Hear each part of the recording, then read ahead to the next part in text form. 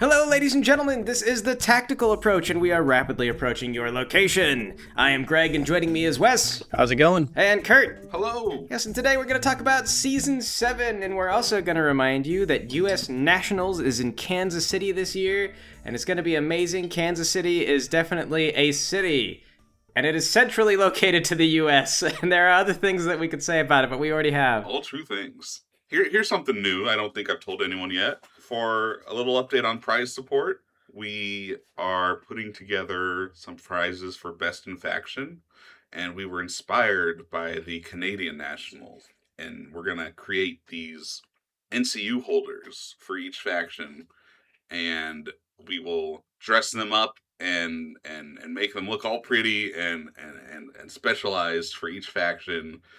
So it's a little thing that we 3D print, and it holds your 3 NCUs, or up to 3, and we're gonna have like a banner for each one. So like, the Lannister one will come with a Lannister banner, like, the Stark one will be snowy probably. I have one of my best people working on making it look all pretty and thematic for each faction. That'll be good. There's your reason to bring neutrals to U.S. Nationals. You'll be the best in faction neutrals player.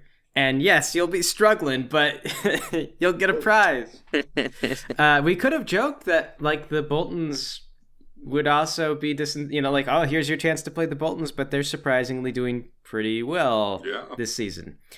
Or not too surprisingly, seeing as how Roose Bolton now completely disables all abilities. So that's interesting.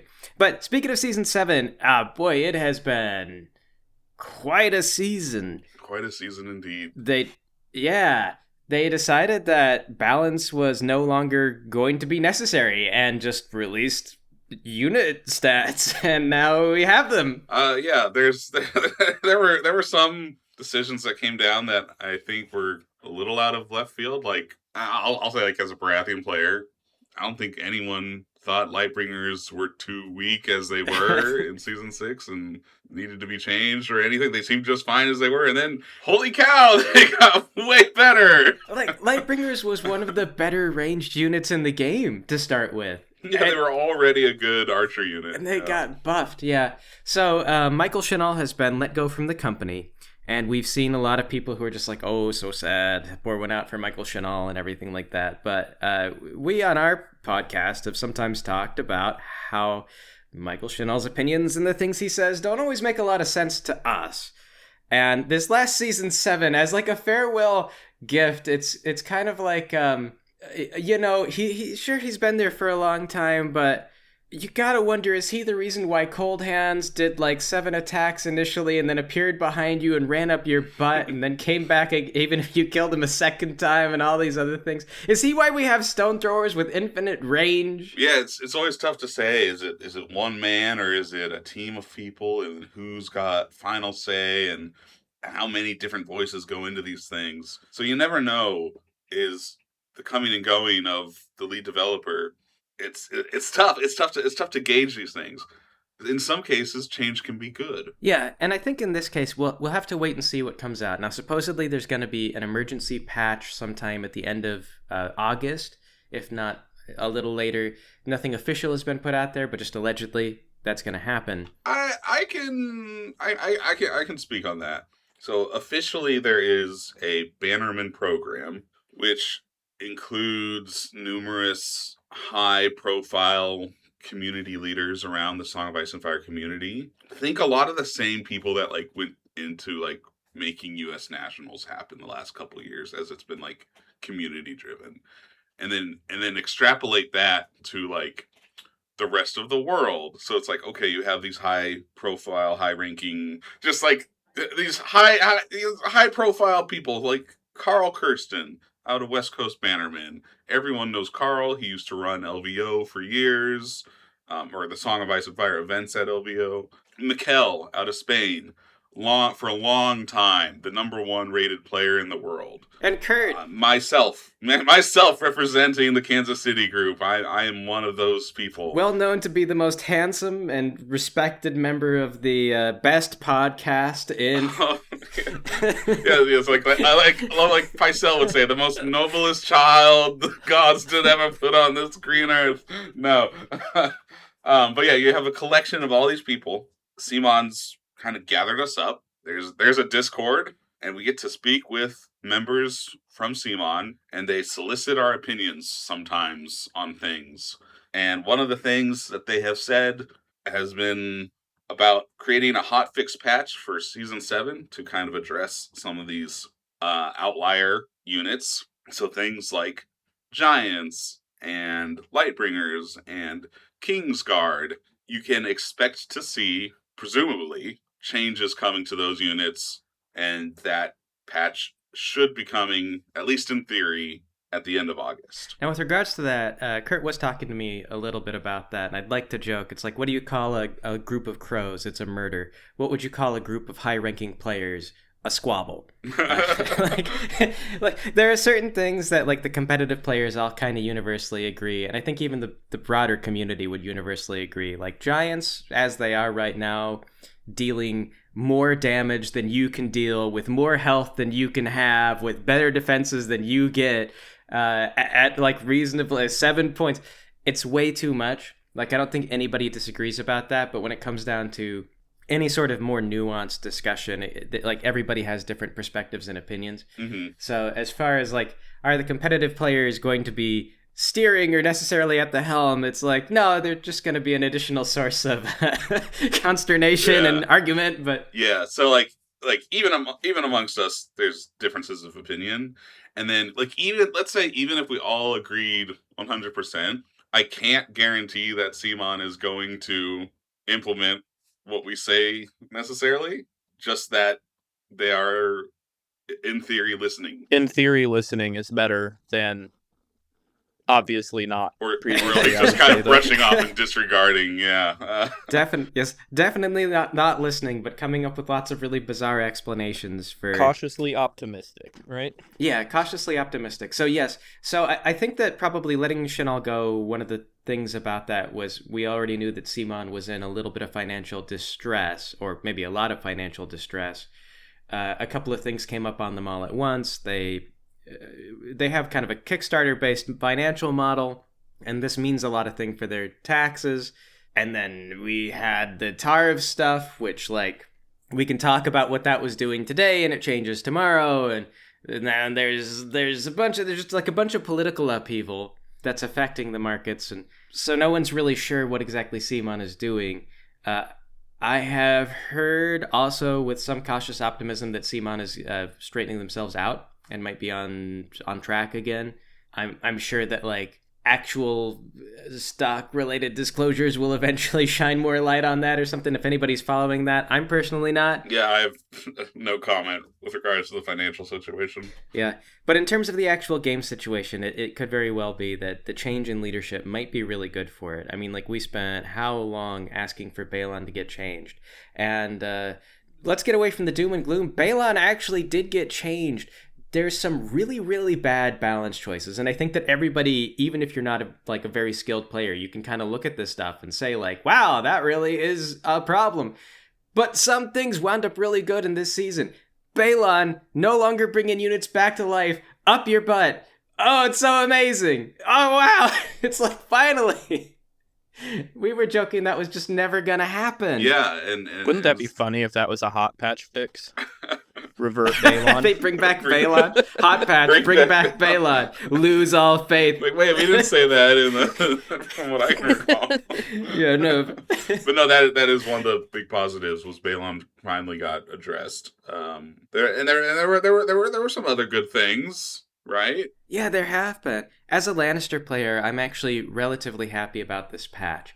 Now, I think that we know that the Kingsguard are really abusive right now. It's like 6 points for 7 attacks hitting on 2 with crit blow and sundering, and they've also got disrupt and counterstrike, and that's all really gross.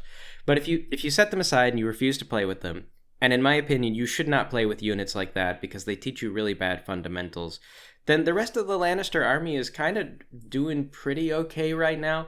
We lost Tywin, but Tyrion is now drawing 4 cards, and you get to draw an extra card. So you have 5 cards in hand, and then you put your least favorite card back.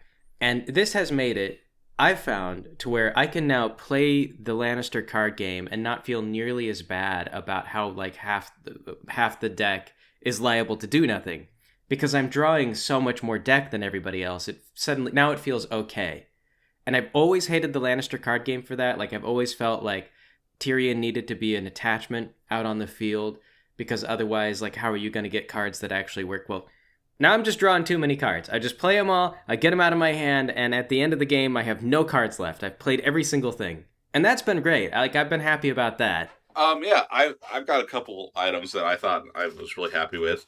Even though we look at Rainbow Guard and Kingsguard as being a bit too much right now, I do like some of the ideas that came across this patch. I like the idea of making them have 2 wounds per model, so that the unit doesn't just get one shot and no one ever run it because it's too fragile. Now, I think they need to pull some other levers and twist some other dials to make that balanced, but I like the idea of making the unit viable so you actually can run that Joffrey commander or that Renly commander and run them in their guard units. It's great to see those units on the table. I also appreciated the advance the line order that they gave to Baratheon Halberdiers. Like, if people think about the Baratheon faction, they always kind of, like, what you'd think of is, like, they kind of get likened to dwarves from, like, Warhammer Fantasy. It's like, that's the armored, slow faction. So instead of giving Baratheon Halberdiers tactical reposition, it's like, how about you get a worse version of tactical reposition? Because you're the slow faction. You get advance the line. And so I think that's flavorful. And I like it. I just wish that it had a different trigger so that you could run more than one Halberdier if you wanted to. Right now, being a start around trigger, I kind of take issue with. But there were numerous things in this patch that I did genuinely like. Yeah. Oh, speaking of support abilities, with the Kingsguard and the Rainbow Guard, lore-wise, Rainbow Guard you could see as being pretty crack soldiers. It's actually kind of funny that the Rainbow Guard are worse than the Kingsguard in this regard, because per lore, the Kingsguard were like washed up and like suffering from gout and having all these other problems. There was like really high turnover that was unusual for their stuff. I would expect almost Joffrey's unit to be more of like a support unit, like something that would sit in the back and be like handing out orders, like you get a buff maybe, or like you get a weakness token, I don't know, as opposed to being like the strongest troop that you've ever seen in your lifetime. Rainbow Guard, ironically, would be the ones that I would expect to have like Counter-Strike and Disrupt, because they were like the best guys that Renly could get, at least in accordance to tournaments and stuff. Well, because they had no combat experience. That's interesting that you say that, because I actually kind of see it. I don't know, like the Kingsguard is a bit of a mixed bag. Jaime, when he still has his right hand, is the deadliest swordsman in the Seven Kingdoms. Yeah, Boris Blunt is probably not the most impressive fighter, but I think Baron Trant is still powerful and strong and dangerous. Mandon Moore, I think, is still up there. And depending on the timeline, you're going to have Barristan Selmy or the Hound, both of which are good fighters. And then you look at the Rainbow Guard, and a lot of those guys, some of them are really good fighters. Like Loras is a good fighter, right? Brienne is a good fighter. But some of those guys are like kind of like political appointments. At the Battle of the Blackwater, Bryce Caron gets beaten by like a peasant, doesn't he?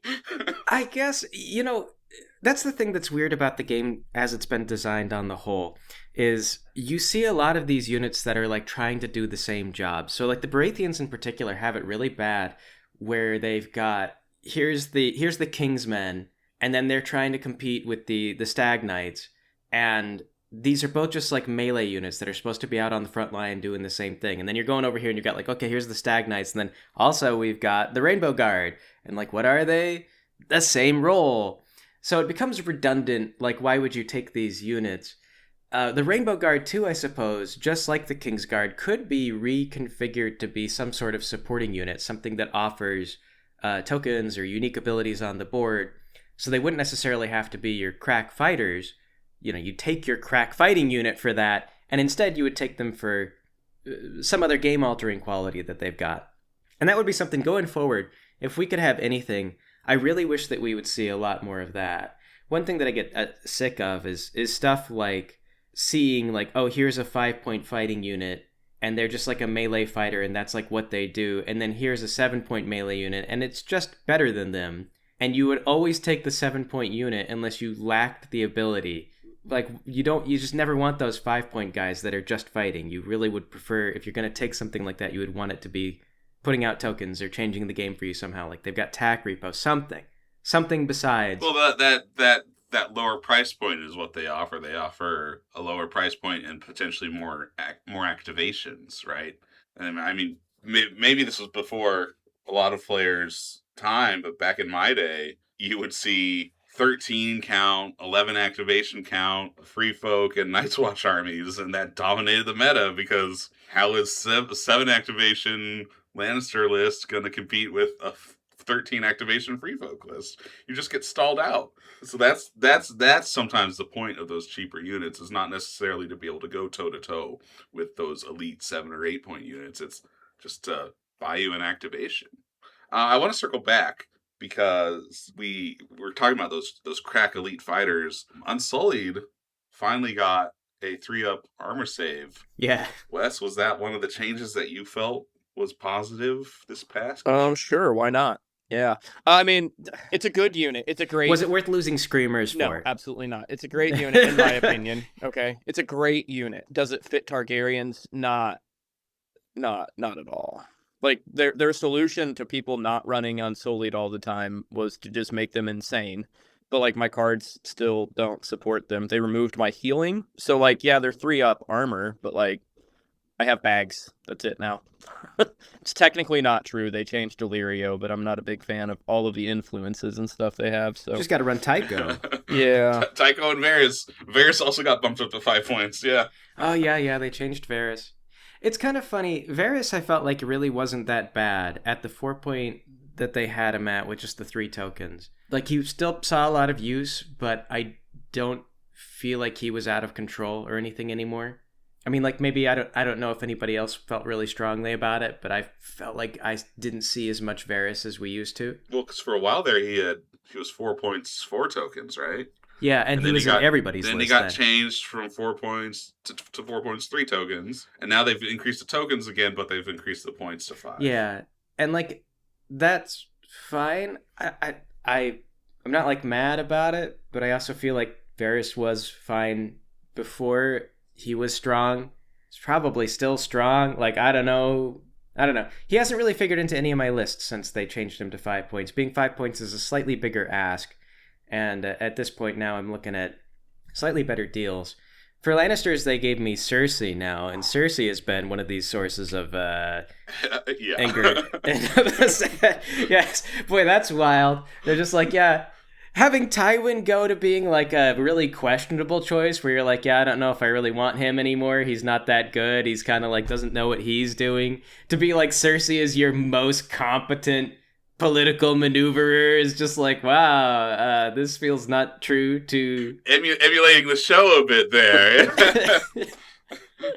Yeah. Cersei, golly, does what Arianne Martell does, and then more. Yeah, she's 4 point less. Yeah, 4 points and doing better than 5-point NCUs. It's like she disables attachments and cards and orders. And because she can do that, she can disable attachments on either wealth or crown.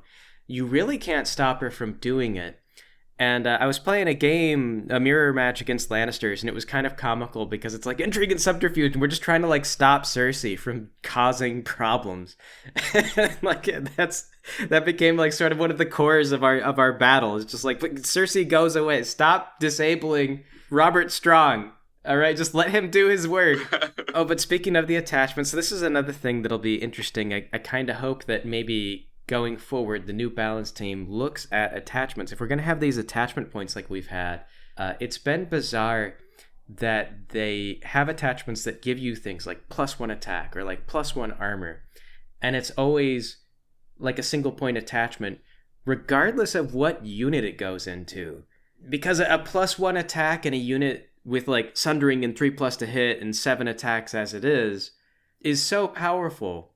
They nerfed the Martells finally. They took away the Scooty shoot thing that they could do with their Skirmishers, the sand skirmishers. Sand skirmishers. They flipped them around, but I kind of have to wonder if part of the problem with the sand skirmishers, at least after the attachments went on, is that they were doing 8 attacks all the time because they could just put that in the unit for free. I mean, they were strong before. They were strong before the attachments, but then the attachment change just makes the best units better, and sand skirmishers got even stronger once they did that, because now they're throwing out 16 attacks at like a minimum, pretty much, every time they do something, like every game. And I take a free maneuver, I shoot you 8 times, and then I get another activation and shoot you 8 more times. Yeah, they still have the quick fire. They flipped around, so now they're shooting on a 4+. They went from 3 to hit to 4 to hit. Their armor got worse from 4 to plus to 5+. They got the skirmisher ability, which they used to have scout openings, wasn't that it? Yeah, scout openings. They would give you a vulnerable token Yeah, so they lost before they that. shot you. Yeah, so they were bonkers, and now they've just been kind of like they've nerfed them so hard that I don't really see people taking them. And yet they turned around and buffed other things to where Martells are still doing really good, even though they lost what was their premier unit, which is interesting. Yeah, they still have a top tier archer unit with Skyreach Bowmen. They got great cavalry with Starfall Outriders, and then probably arguably one of the worst cavalry units in the game, the Starfall Knights, got insanely good because the Martell NCU, Nymeria Sand, no longer has to influence infantry. She can now influence any friendly combat unit. So she can influence your Starfall Knights, and they can become a one-shot terror. Yeah, we've been seeing quite a lot of this, just like one-shot terror type units now, lots of stuff, killing things so much easier than they used to. I do want to talk about the Giants a little bit, just because it's almost comical how badly designed they are. How they're now doing with 7 attacks, with crit blow, no armor allowed. And there's like I can't remember the exact math, but it was like a 10% chance or a 20% chance, like something way too high, that they would just casually one-shot like any infantry thing they ran into. Like, it's so disgusting. Like, what the heck? I'd been seeing posts on Reddit, and these, for a little while, before Season 7, there would be people who'd be like, oh, you know what, the competitive players are ruining this game. They want so much competitive balance, and it's causing, like, the factions to lose flavor. What we really need to do is just, like, we just need to throw those guys out the window, and just, like, buff units according to what feels flavorful. And, like, I can't believe those guys prevailed. Behold, now we have flavorful giants. They feel like giants. They run up and they kick you to the moon.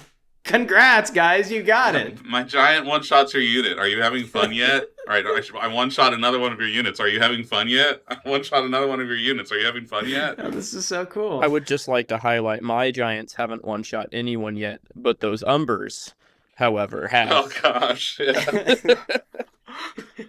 Oh, yeah. We were talking about this. Pacel got changed. Poor Pacel.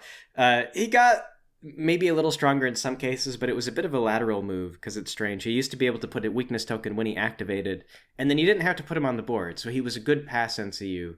Now he has to go influence. And they've got this, like, you count as being 1 lower rank, which has a hilariously adverse effect on, like, an all-Umber list, which only gets stronger when you tell them they have 1 less rank. Or does absolutely nothing against solos. Yes, against an all-Giants list, which is now a common thing in the meta, Pacel does nothing. So poor Pacel, kinda got worse in a weird way. Like, it looks like it should be stronger, but just because of the way the meta shook out, he's worse. Was it Zero that same thing happened to? Wasn't it Zero? I should know this. Brain's not working. You can reduce their ranks by 1 or up yours by 1. And then they started changing everything to like 7/7 attack profiles. Oh, Yeah, yeah. there's no reason to So run. he's not worth it anymore. Yeah, because Zaro was a great NCU, and now it's like, oh, now we see, it used to be unique to spearmen / pikemen, kind of polearm units, and crossbows. They keep their attack profile across the first 2 ranks. And then we started spilling that over to non-crossbow, non-spearman units. Like, yeah, now Lightbringers have a 7/7 attack profile. Sure, why not? Yeah. Oh, but you know what I'm excited about, though, also, as a Lannister player? The Mountains Men are, like, pretty competitive now. It's like, I would take them. Oh my god, first time and basically ever. They're not just, like, living and dying on these really flaky panic mechanics. They're hitting on threes and they got crit blow and they're like, okay. It's been such a weird mix this patch of like, wow, look at this cool thing I got.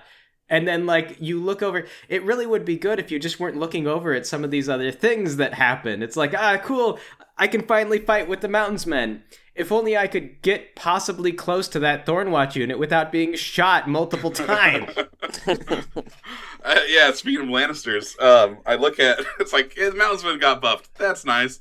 Oh, they finally buffed Lannister Guardsmen. I've been calling for like a Lannister Guardsman buff for like 3 seasons now. I'm like, just give them +1 morale or Iron Resolve. Something to help them kind of maintain their ranks a little so that their Lannister supremacy can actually have some bite to it. Because too often they just get massively depleted, drop to 1 rank, and Lannister supremacy is being based on ranks, and so it just falls apart. And they're like, okay, we hear you. We're going to buff Lannister Guardsmen. And what we're going to do is we're going to improve their base attack. Yeah. I mean... they're gonna get +1 to hit. And then I'm looking over at Red Cloaks, which were supposed to be like the offensive Lannister Guardsmen, and they can't get +1 to hit. They used to have 3 up to hit, but they're now 4 up to hit. And so now Lannister Guardsmen for 5 points are arguably more offensive than Red Cloaks for 6 points. And it's just, the world's turned upside down sometimes. They really, they've become pretty good. One of the things I've seen is Barristan Selmy being run in Guardsmen now. And it becomes a surprisingly competent unit because Barristan prevents them from losing those ranks. He fixes their morale problem. And then now they're hitting on threes, and they are more combat effective than the Red Cloaks. But the other thing I've seen, though, is that now that Mountains Men are kind of more effective and you would run them and feel a little bit better about them, you can pair them up with the Red Cloaks. And the Red Cloaks are still, as weird of a unit as they are and as inefficient as they tend to be, they're still one of the only units in the game that does what they do, which is that scare shuffle. They do a little dance and they twirl their capes, and then everybody panics for some reason. Like, oh God, what do they know that we don't know? Flee! But if you cause enemies to fail their panic tests, then like your Mountains Men will heal. So they provide this like great. It's very niche, but they provide support for the Mountains Men, and the Mountains Men are good now. So it's not like the Red Cloaks are bad in this season. They've been indirectly buffed by the Mountains Men getting buffed. So interesting there. They are like on paper not as good as Guardsmen at fighting now, which is very silly and very funny, but they do have synergy with the Mountains Men. So, not a total wash. Do you know who panic shenanigans don't work well against? Everybody, really, if we're getting down to it. Giants. Yeah, Giants. Giants. They're dominant. I do like they fixed Jorah being able to be like one-shot panic bombed. Yeah, that was funny. I know I played at least one game against you where you brought Jorah just, to have him on the field once, and like at the very opening round, I was just like, crowns. And then like Jorah ran away. It's happened more than once. Yeah, he's also been killed. They have this can still happen, but he's also been killed with a Varys token and hits before. He's squishy, but worth the extra card sometimes. Yeah. Oh, another positive change. We saw Casterly Rock Honor Guard can no longer just completely shut off a unit's abilities. No, just Cersei and everybody else. They can deny an order or they can deny tactics cards, but they can't completely strip, let's take Night's Watch veterans. They cannot completely shut that unit down now. Yeah, which I think is better for the health of the game, because there are some units like the Night's Watch veterans that live and die based on those defensive abilities. Like, you wouldn't use the veterans if they couldn't get their Counter-Strike Disrupt. Like, that's the core of that unit. And the Honor Guard, when they just walk up and they're like, yeah, I don't really believe in that. So that is better. And that's why you mentioned, like, Roose is doing really well right now, because Roose is still able to walk up and just be like, yeah, I don't really believe in Counter-Strike Disrupt. Sorry. Oh, yeah, so speaking of Lannisters, though, so Cersei is really strong. We were talking about this a while ago. But she can disable attachments.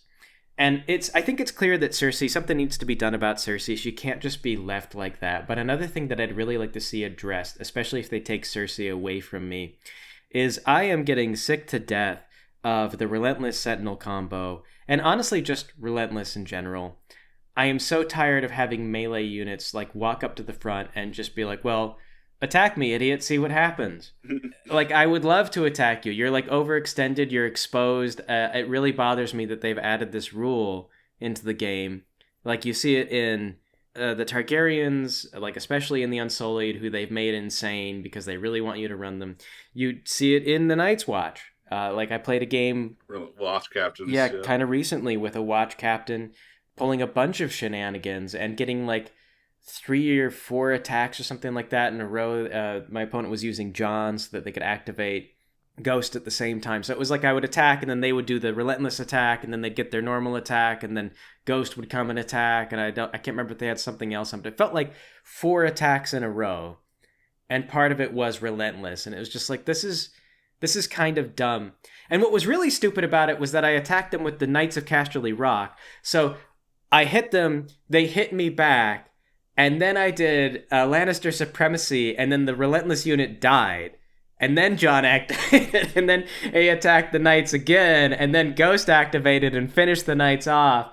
And so it was like we lost 2 units from me attacking, kind of. It was bizarre. I ran through one of our guys at Open Play with Giants. He killed Mag, and then Mag's final swing wiped out that unit, I think. And then I had a Last of Their Kind, or whatever the card is, for another charge. And then I overran into another unit, all from him attacking Mag the Mighty. Yeah. I felt so bad, but it was like, he just looked at me, he's like, I don't even know what just happened. I was like, I'm not 100% positive either, but it happened. That is another funny one, too. So Tyrion now has the ability to look at your opponent's cards. And I remember the last time I played you, and you were running all giants. Like, I was set up to nearly kill one giant, and I was, like, going to do it. I was about to do it, and then I was like, hold on a minute. Wes, let me see your hand. And you gave me your hand, and you had, like, Last of the Giants and Overrun and all these other things, and I just gave you your hand back, and I was like, never mind, retreat action. I'm not doing this. Like, Tyrion saved my butt. So great. But, yeah, that like, these chains of free attacks, I'm kind of getting tired of these. I would like maybe to be able to play the game and not have every single thing I do result in a free attack from my opponent. Overwatch on the Thorn Watch, and then like, yeah, free attacks when I kill a unit, or Relentless, and then like Relentless and Sentinel and everything. Like, if they take Cersei away from me, the thing that I liked about Cersei currently is that I can put her on a Relentless unit and just say like, okay, this attachment does not give you Relentless. I'm going to attack you, and we're going to just have like a normal fight, like a normal activation. I attack, end activation. You can activate and attack me if you want. This isn't going to become a cascade of like, you attack me, you change your location, and then this other guy has Sentinel, so he makes a free charge action, and then you activate. It's just going to be normal. And Tywin previously was the same thing. I appreciated that I could use Tywin to turn off Relentless and Sentinel. And I recognize that not every other army had that, but I also just think that nobody should have this Relentless Sentinel combo anymore. It's driving me crazy. I can say it's been discussed. Well, good. That's all I could ask for, I guess. I mean, I can ask for it to be taken away, but on a practical level, within a specific timeline. So yeah, it's been definitely an interesting season. Lots of change. It's not all bad. There's some cool stuff. There's some things that I'm really happy about. And if you just take away some of these things that I think everybody is really unhappy about, then it's actually, like, I don't know. It's earlier, Wes, you had a cup of coffee and you had to go get some new coffee because a fly landed in it. So like, if you could just strain that fly out of the coffee, you'd have a great coffee. That's Song of Ice and Fire. It's like, right now. You might have a bad cup. Just go get a different cup, because you still want coffee. You still want a Song of Ice and Fire, the miniatures game. Yeah, it's a good cup of coffee. Just maybe you take those giants out of there. And why is there a Lightbringer model in my coffee? Like, what is this? Why does it heal so much? It just keeps growing. It's more Lightbringer than coffee at this time. Yeah. We've been talking a little bit about like playing other games and the group that we used to have has like moved on, has been trying out other things. And I've also gone into some of those other games. It's kind of fun to go into stuff like One Page Rules because they let you bring these. I've got my Song of Ice and Fire models, and I still like them. I painted them, so I just bring them over there. But no matter what game I'm going to, none of them really have mechanics that replace the NCU board, for example. And I always miss it in every single game. And I want to keep, like, I like this mechanic. Like, I like the mechanics behind A Song of Ice and Fire. So I'm really hopeful for the new Balance team. I hope to see some improvements and stuff moving in maybe an interesting direction. Like, we don't know who it is yet. It's not been announced. We don't know what they're going to do yet. But because nothing has happened, we can get our hopes up.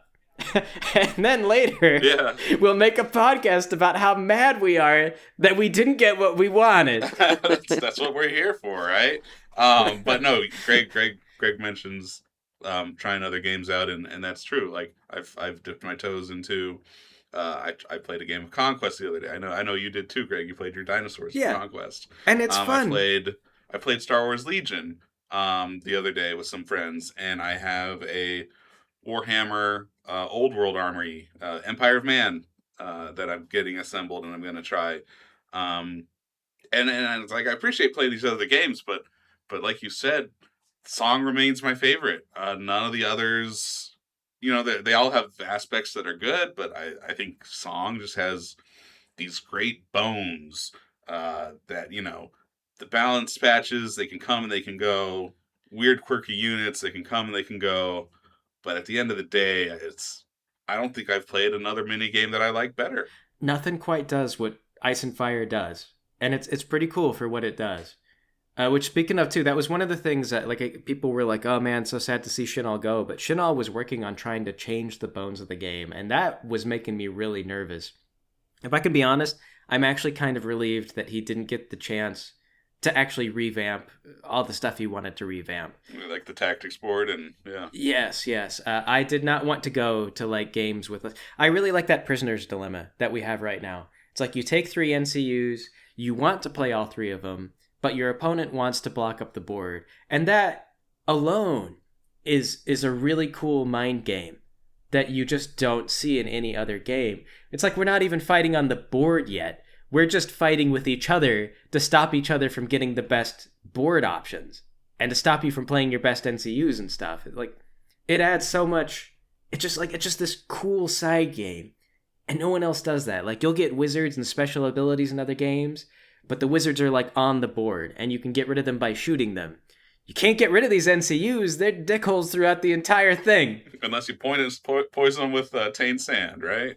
Yes, yeah. There's a couple of ways to kill them, but it's rare. You almost can.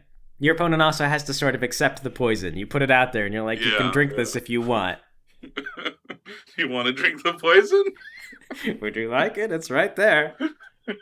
Oh, well, I do really, really want swords right now. Or could use that free maneuver. So, yeah, I don't know. Hopeful for the future. Maybe like I said, I have heard rumors that CMON is getting things underneath them back in order. They have talked about tactics coming out again. There was kind of a dead silence on that for a while. But now they're saying that they are going to produce it after all. So we might see that coming up soon. Oh, yeah, that'll have cross-compatibility with the miniature game. Yeah. Yeah, so we might see some cool stuff there. So, yeah, who knows?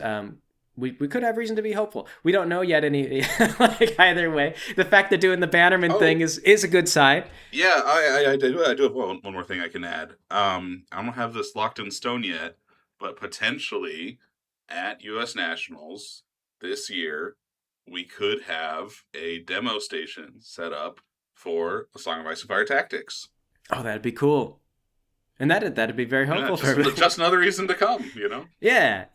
So, it is good news, though. So the hot patch is going to be great because I think that presently everybody was I know that I was going to go because it's in town, but it was I was looking at this and I'm just like, yeah, I don't know if I want to get kicked to the moon by giants every single round. I'll go, but I don't know I'm going to enjoy. But if they're going to do the hot patch, then that means that probably the game will be more competitive and a lot more fun to actually do a competitive tournament at, which is great. And that hotfix patch will be, assuming it comes out on time, it will be in time for U.S. Nationals. So we will be using the hotfix patch. Yeah. We'll know soon whether or not people should come out there. I'm hopeful for a good patch. All I heard was that you'll be there, Greg. I'll be there. That'll be good. Don't lose hope. Come out. We don't know what the balance will look like yet, but soon we will. And I'm like, honestly, the Giants are so badly balanced. Like, surely anyone except Michael Shinall could fix it. It blows my mind that we got balance like that. Like, how did they, like, even at a cursory glance, how? Like, what do you think the process was? Giants go burr. Giants go burr.